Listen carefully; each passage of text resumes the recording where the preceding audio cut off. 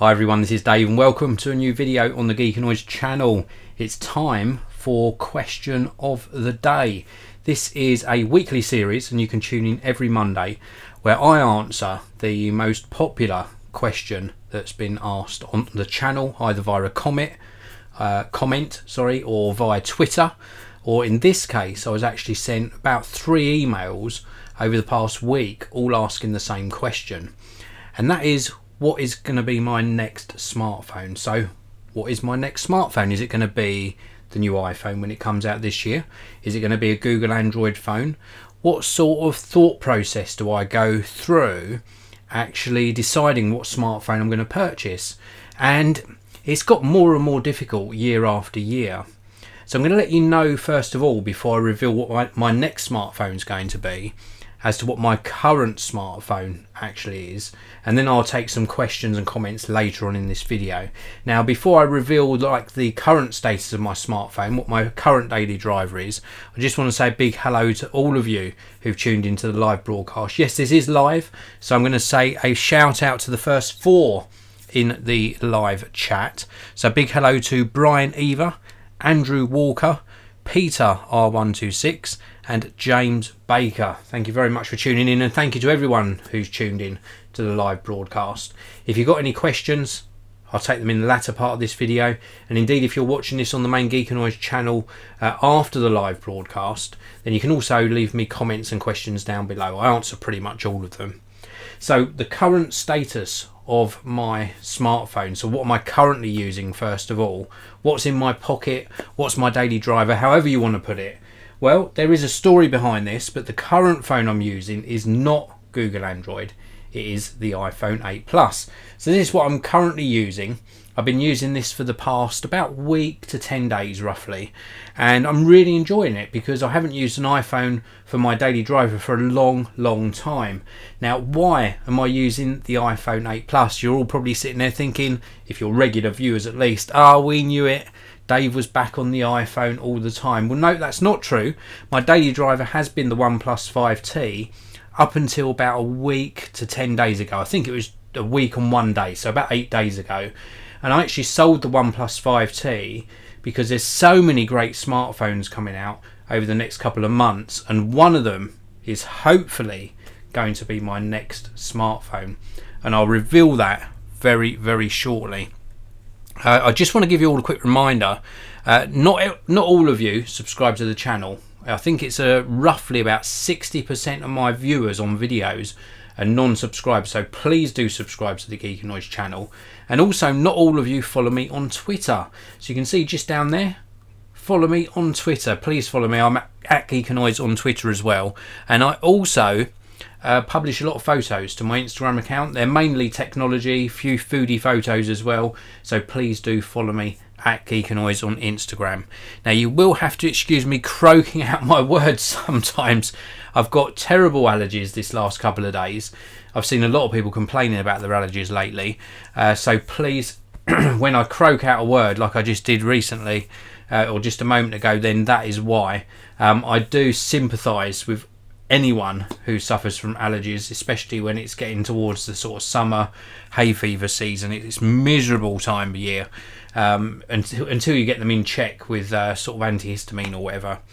But anyway, back to the topic in the question. So first of all, back on the iPhone 8 Plus for 8 days now, and I'm enjoying it. I can't say I'm overly enjoyed. I'm not thrilled. There are still the problems there. Even with the updates on iOS 11, things have improved since I started using the OnePlus 5T and this became my sort of secondary phone. Things have improved a lot with the updates, but there is still rotational issues. There's still things that get stuck. There's still stutters. There's still problems with email. That was one of my main complaints the latter part of 2017, was where I'd go through emails and check lots of emails to delete them, go back into the mail app about, I don't know, 30 minutes or an hour later, and all of the emails that I've deleted are still there, or they've like reappeared, so I have to delete them all again. And I've sort of narrowed that bug down actually. It seems to mainly be if I check lots of emails and then scroll, and then check more and then scroll, then the issue occurs. If I just check one screen's worth of emails and then delete them, and then do another screen worth and then delete them, the issue doesn't seem to happen. So I'm not sure what's going on there. And then the rotational issues that creep in when you're using things like YouTube and Twitter, and icons get stuck, they still exist. So apart from those two issues, it does seem a lot more stable in its current build of iOS 11. Battery life seems to be good as well. But alas, the question, let's not keep you waiting anymore. So the question actually came from a gentleman called John, who emailed me, and then very similar questions from two other people. I think one person was Aaron, and I can't remember the third person's name, but three of you asked me over the past week what I was going to be purchasing for my smartphone in 2018.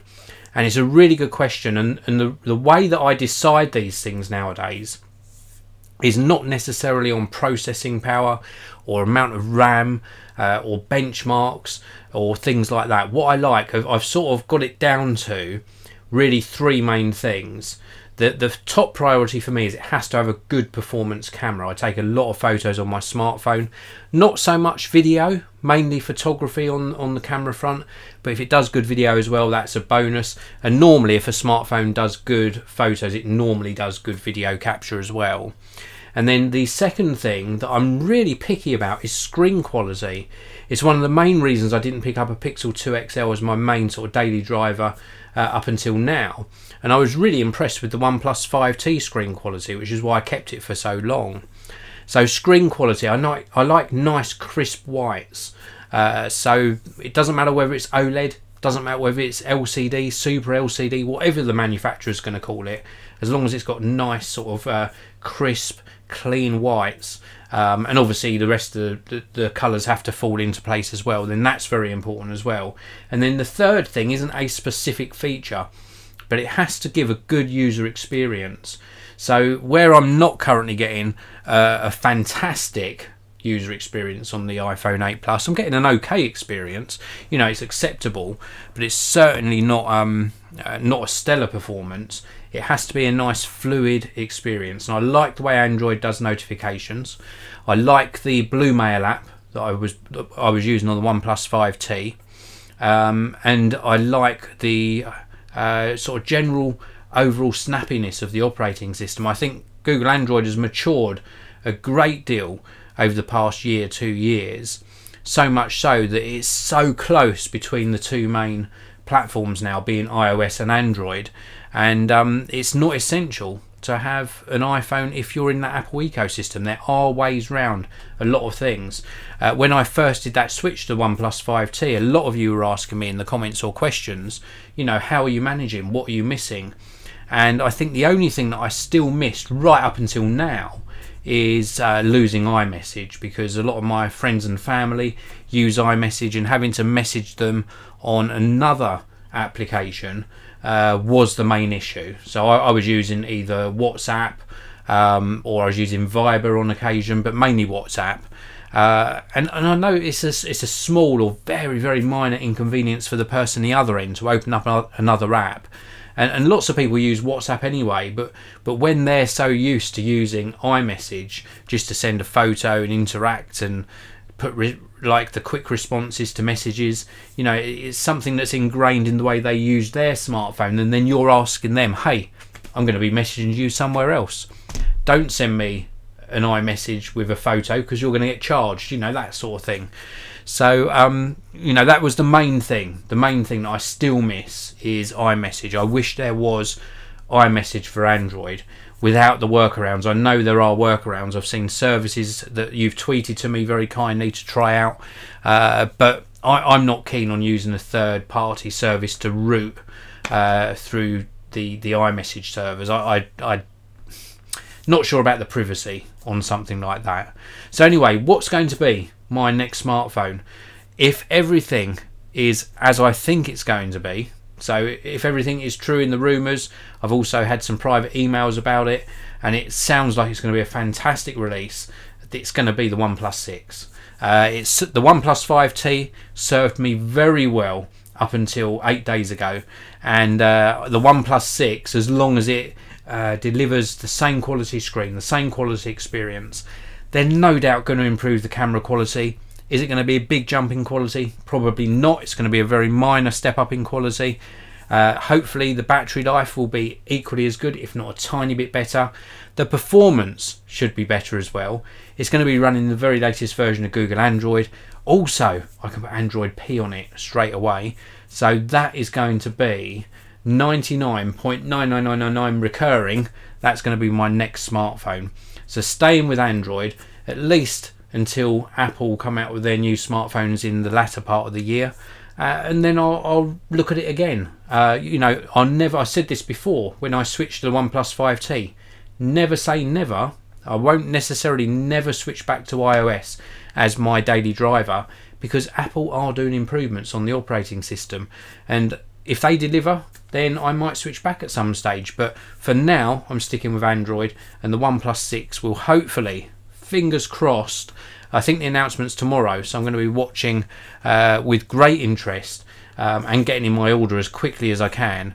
So hopefully the OnePlus 6 will be my next smartphone. Let me know in the chat or in the comments what your next smartphone is going to be, what you're currently using, and when you're next planning to upgrade perhaps, and then what you're planning to purchase.